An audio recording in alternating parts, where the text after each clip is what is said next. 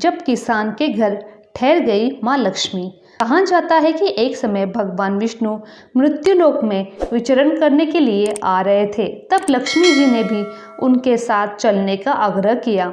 तब विष्णु जी ने कहा कि यदि मैं जो बात कहूँ तुम अगर वैसा ही मानो तो फिर चलो।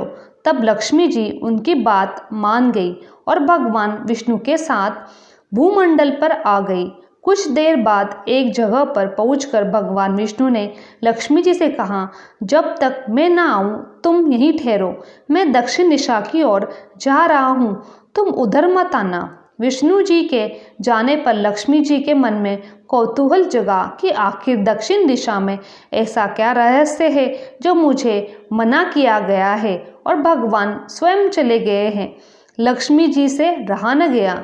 जैसे ही भगवान आगे बढ़े लक्ष्मी जी भी पीछे पीछे चल पड़ी। कुछ ही आगे जाने पर उन्हें सरसों का एक खेत दिखाई दिया जिसमें खूब फूल लगे थे। सरसों की शोभा देखकर वह मंत्रमुग्ध हो गई।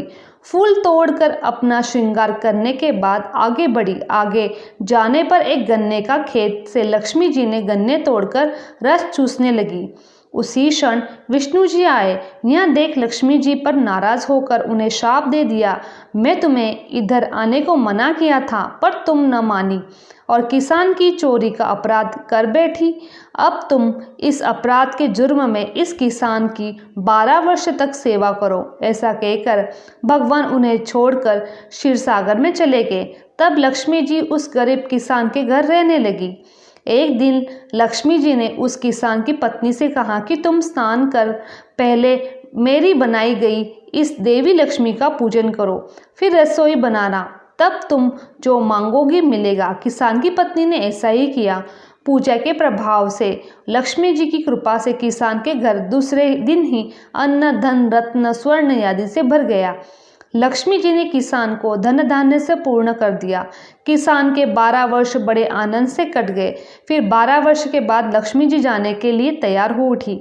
विष्णु जी लक्ष्मी जी को लेने आए तो किसान ने उन्हें भेजने से इनकार कर दिया। तब भगवान ने किसान से कहा कि इन्हें कौन जाने देता है, यहाँ तो चंचला है, कहीं नहीं ठहरती, इनको बड़े बड़े नहीं रोक सके।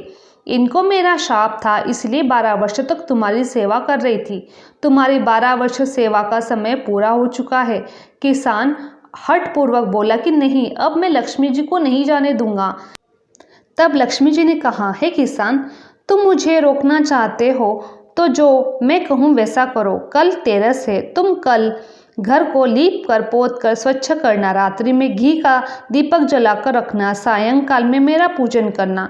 एक तांबे के कलश में रुपए भरकर मेरे लिए रखना। मैं उस कलश में निवास करूंगी, किंतु पूजा के समय मैं तुम्हें दिखाई नहीं दूंगी। इस एक दिन की पूजा से वर्ष भर तुम्हारे घर में नहीं जाऊंगी। यह कहकर वह दीपक के प्रकाश के साथ 10 दिशा में फैल गई। अगले दिन किसान ने लक्ष्मी जी के कथनानुसार पूजन किया। उसका घर धन धान्य से पूर्ण हो गया। इसी वजह से हर घर में हर वर्ष तेरस के दिन लक्ष्मी जी की पूजा की जाती है। बोलो माँ लक्ष्मी की जय।